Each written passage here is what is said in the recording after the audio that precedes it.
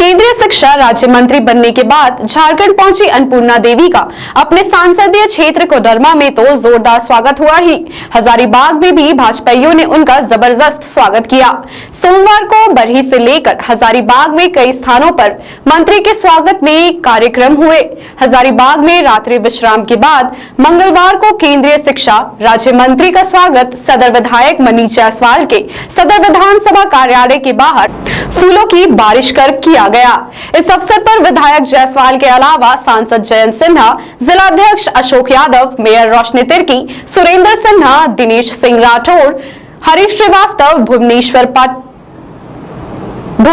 पटेल समेत बड़ी संख्या में वार्ड पार्षद, भाजपाई और गणमान्य मौजूद थे। यहां अन्नपूर्णा देवी ने पत्रकार सम्मेलन कर केंद्र की नरेंद्र मोदी सरकार की उपलब्धियों और शिक्षा के क्षेत्र में सोच को बावत बताया।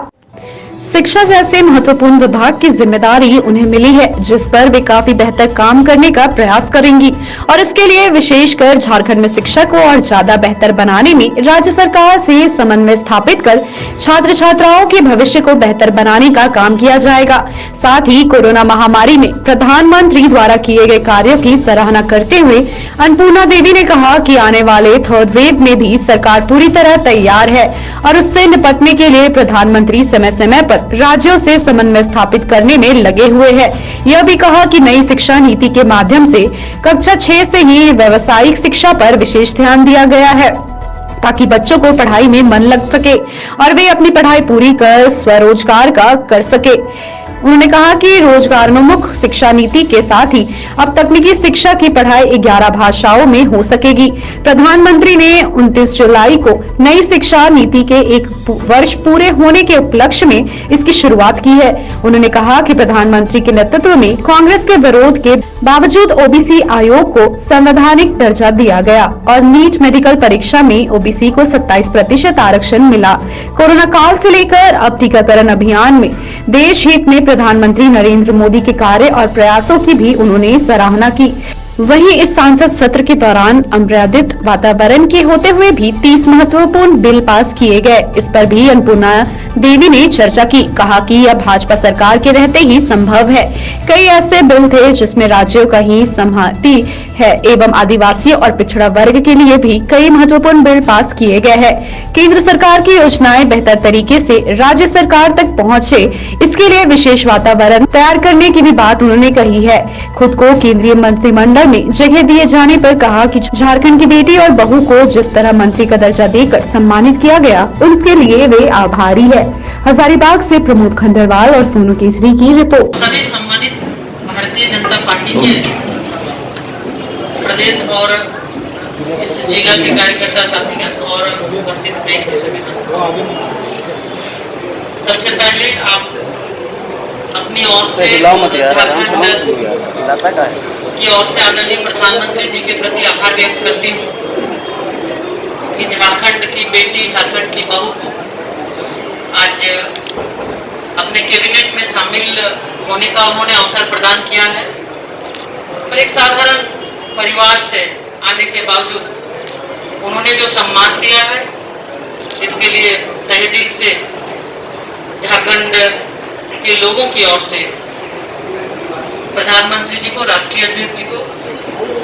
अभिनंदन और स्वागत करते हैं। भैया फिर पूरा ले जगह अभी उपस्थित हमारे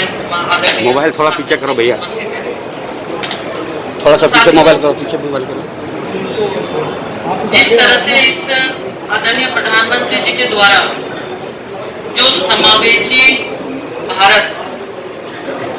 की बात उनके द्वारा की जाती है, ये जो मंत्रिमंडल का गठन हुआ है, आप सभी इसमें देखेंगे कि पूरे भारत की छवि इस मंत्रिमंडल में नजर आती है और सब एक जो हमारा मूल मंत्र है, सबका साथ, सबका विकास,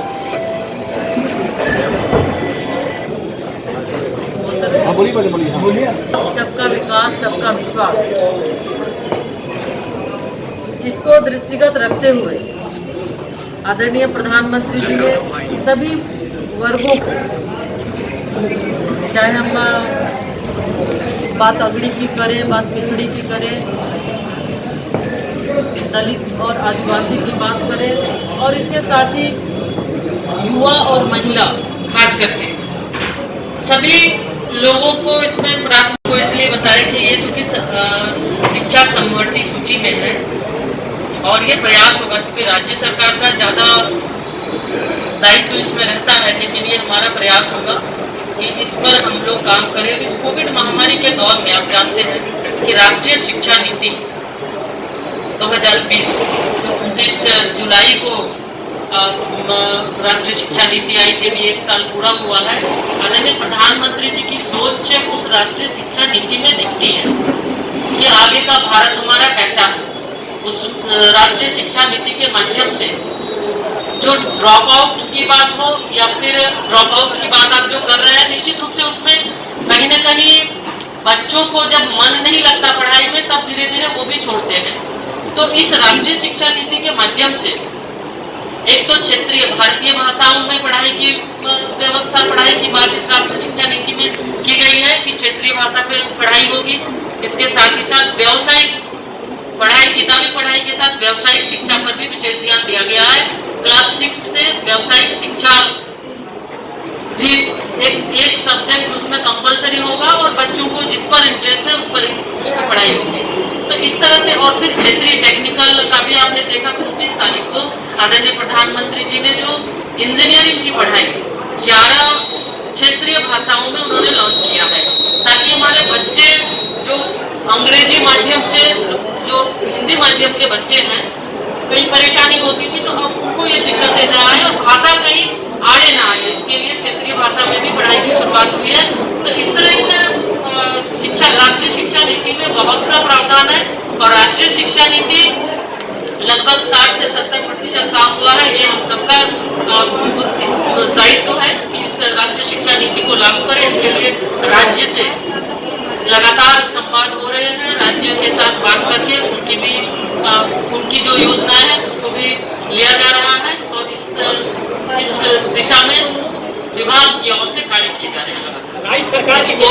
कोविड के दौर में भी आप देखे होंगे हमारे जो बच्चे, स्कूल बंद है, उसके वजह से आदरणीय प्रधानमंत्री जी के मार्गदर्शन में PM ई-विद्या के माध्यम से कुछ चैनल जो दूरदर्शन के माध्यम से पढ़ाए जाते हैं, लगभग 12 चैनल है, उसमें बच्चों की पढ़ाई ताकि हो। उसके अलावा रेडियो के माध्यम से भी बच्चों